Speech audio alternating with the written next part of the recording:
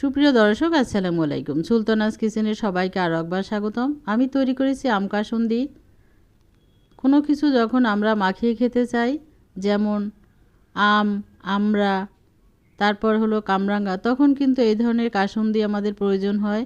আর এটা বাজারে বেশ চড়া দামে বিক্রি করে। আমরা যদি এটা ঘরে স্বাস্থ্যসম্মতভাবে তৈরি করে নিতে পারি, খরচও কিন্তু কম পড়বে। আশা রাখি এই রেসিপি আপনাদের কাছেও ভালো লাগবে। যাদের ভালো লাগবে লাইক, শেয়ার এবং কমেন্টস করে দিবেন। যারা এখনও আমার চ্যানেলটি সাবস্ক্রাইব করে দেননি তাদের কাছে অনুরোধ থাকবে আমার চ্যানেলটি সাবস্ক্রাইব করে দিয়ে আমার পাশে থাকার জন্য। কাসুন্দির জন্য প্রথমে আমি পানিটা ফুটিয়ে নেব। 5 কাপ পানি আমি ফুটিয়ে 2 কাপ করে নেব। এটা পানি আমি পাশের চুলায় বসিয়ে দিয়েছি। আর এখন আমি মশলাটা তৈরি করে নিব। আমি এখানে নিয়েছি ধনিয়া, নিয়েছি 1 টেবিল চামচ, জিরা নিয়েছি 1 চা চামচ, শুকনো মরিচ নিয়েছি 6টা, কালো গোলমরিচ 1 চা চামচ, মৌরি নিয়েছি 1 চা চামচ, 5টা তেজপাতা, আর নিয়েছি 1 চা চামচ মেথি। এবার আমি এগুলো শুকনো খোলায় ভেজে নিব। তবে এটা ভাজার সময় খেয়াল রাখতে হবে এটা যেন পুড়ে না যায়। একেবারে চুলাটা লো হিটে রেখে আমি এটা ভেজে নিব। সুন্দর একটা ফ্লেভার বের হবে যখন, তখনই আমি এটা চুলা থেকে নামিয়ে ঠান্ডা করে নিব।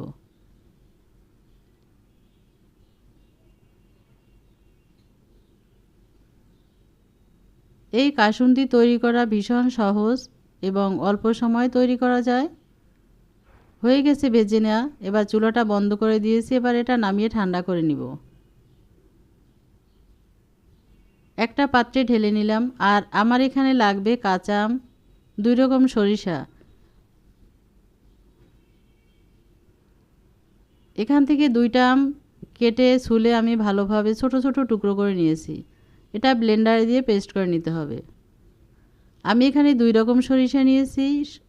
হলুদ রঙের সরিষা 100 গ্রাম, আর যেটা কালো বা লাল সরিষা 50 গ্রাম। এই লাল সরিষাটা অবশ্যই নেবেন, কারণ এই সরিষাটা অনেক বেশি ঝাঁঝালো। মশলাগুলো ঠান্ডা হওয়ার পর আমি এখন দিয়ে দিচ্ছি ছোট্ট একটা ব্লেন্ডার জারে। এটা গুঁড়ো করে নিব।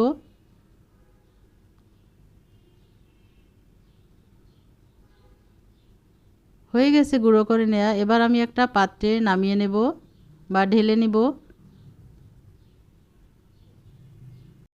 এই ভাজা মশলা থেকে সুন্দর একটা ফ্লেভার বের হয়েছে। আমার এই পুরোটা লাগবে না, যতটুকু লাগবে আমি নেব, আর বাকিটা আমি সংরক্ষণ করে রেখে দেব। একটা এয়ারটাইট কন্টেনারে বা বোতলে ভরে রেখে দিলেই হবে। এবার সরিষাগুলো আমি দিয়ে দিচ্ছি ব্লেন্ডার জারে দিয়ে ভালোভাবে এটা গুঁড়ো করে নিব। হয়ে গেছে গুঁড়ো করে নেওয়া। আমি এবার এগুলোকে একটা চালুনি দিয়ে ভালোভাবে চেলে নিব। উপরে যে অংশগুলো থাকবে সেগুলো আমি আবারও ব্লেন্ডার দিয়ে গুঁড়ো করে নিব।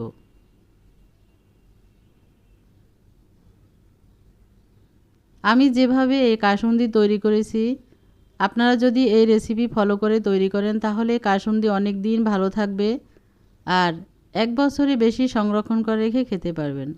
উপরে যে অংশগুলো ছিল সেগুলো আমি আবারও গুঁড়ো করে নিলাম।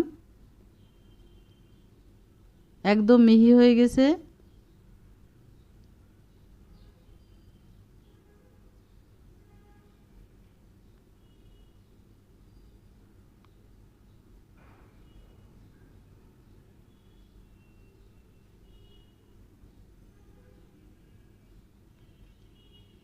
এবারে আমি যে আম নিয়েছিলাম সে আম পেস্ট করব। এই কুচি করে রাখা আম, সাথে দেব 1 ইঞ্চি কুচি করে রাখা আদা আর 2টা কাঁচামরিচ দিয়ে ভালোভাবে এটা পেস্ট করে নিব। আমি এখানে দিয়ে দেব 1 টেবিল চামচেরও বেশি আছে এখানে ভিনেগার দিয়ে দেব। এখানে কোনো পানি ব্যবহার করব না। হয়ে গেছে আম পেস্ট করে নেওয়া। এবার আমি কাসুন্দি তৈরি করে নিব। গুঁড়ো করে রাখা সেই সরিষা, তার ভিতর সব মশলা মিশিয়ে নেব। 1 চা চামচ দিয়ে দিচ্ছি লবণ, 1 চা চামচ, হাফ চা চামচ দিয়েছি বিট লবণ দেব। এখানে 1 চা চামচ চিনি, বিট লবণ বা এমনি লবণ প্রয়োজন হলে পরে আমি আরও মিশিয়ে নেব। যে মশলা তৈরি করে নিয়েছিলাম সেই মশলা থেকে দিয়ে দিচ্ছি 2 চা চামচ, আর হাফ চা চামচ প্রায় 2.5 চামচ পরিমাণ দিয়ে দিচ্ছি এই মশলা। একেবারে ভরা ভরা চামচ করে 1 চা চামচ দিয়ে দিচ্ছি হলুদের গুঁড়া, আম যে পেস্ট করে নিয়েছি সেখান থেকে আমি প্রথমে অল্প দিব, দিয়ে ভালোভাবে এটা মিশিয়ে নেব। আম যদি টক বেশি হয় তাহলে অল্প লাগবে, আর যদি টক কম হয় তাহলে পুরোটাই লাগবে। যে পানিটা জাল করে 2 কাপ করে নিয়েছি সেখান থেকে 1 কাপ পানি নিলাম। এবার এই মশলা এবং সরিষার সাথে পানি দেব অল্প, দিয়ে ভালোভাবে আগে এটা মিশিয়ে নিতে হবে। তবে একেবারেই পানি দিব না, তাহলে এটা বেশি পাতলাও হয়ে যেতে পারে। আমি আরও পানি দিয়ে দিলাম, মোট 1 কাপ পানি দিয়েছি এখানে। যদি প্রয়োজন হয় আরও পানি দেব। আর আপনারা যখন করবেন এখানে কোনো কাঁচা পানি ব্যবহার করবেন না, তাহলে এই কাসুন্দি থাকবে না, ভালো থাকবে না। আমি এখানে আরও 2 টেবিল চামচ পানি মিশিয়ে নিলাম। এবার ভালোভাবে মিশিয়ে নিয়েছি সরিষা, মশলা, পানি।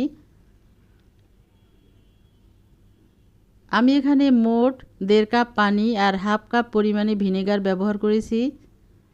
হয়ে গেল মেশানো। যদি মনে হয় যে টক কম, আম পুরোটাই দিয়ে দেব, আমের পেস্ট আর লবণ দিয়ে দেব। এখানে বিট লবণ দেব আমি আরও। আমার কাছে মনে হয়েছে লবণটা কম হয়ে গিয়েছে এখানে।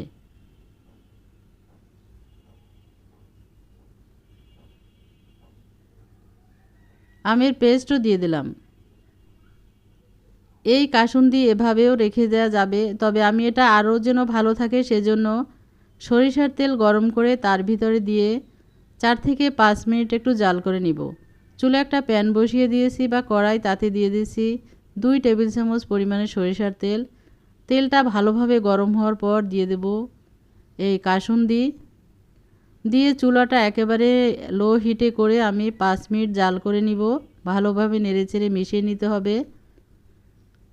তবে এটা কোনোভাবে হাই হিটে করা যাবে না, তাহলে সরিষাগুলো পুড়ে যেতে পারে এবং এর স্বাদ নষ্ট হয়ে যাবে আর তিতা লাগবে। কিন্তু আমি যেভাবে আজকে এই কাসুন্দি তৈরি করে নিলাম, এই রেসিপি ফলো করে যদি আপনারা কাসুন্দি তৈরি করেন, এটা অনেক দিন রেখে খেতে পারবেন, এটা নষ্ট হবে না। বাইরে কমপক্ষে 1 মাস ভালো থাকবে, আর নর্মাল ফ্রিজে যদি রেখে দেন নর্মাল ফ্রিজে, তাহলে এটা 1 বছর ভালো থাকবে। এর ঘনত্বটা এমন হবে। আমি চুলা থেকে নামিয়ে ঠান্ডা করে নিয়েছি। এবার একটা কাচের জার বা বোতলে ভরে নিব। এটা বেশি পাতলাও হবে না, অনেক বেশি ঘনও হবে না। এই বয়মের মুখে দিয়ে দিচ্ছি একটা কাপ বা ফানেল, দিয়ে ভালোভাবে এর ভিতরে ঢেলে দিয়ে দিচ্ছি বয়মে ভরার জন্য।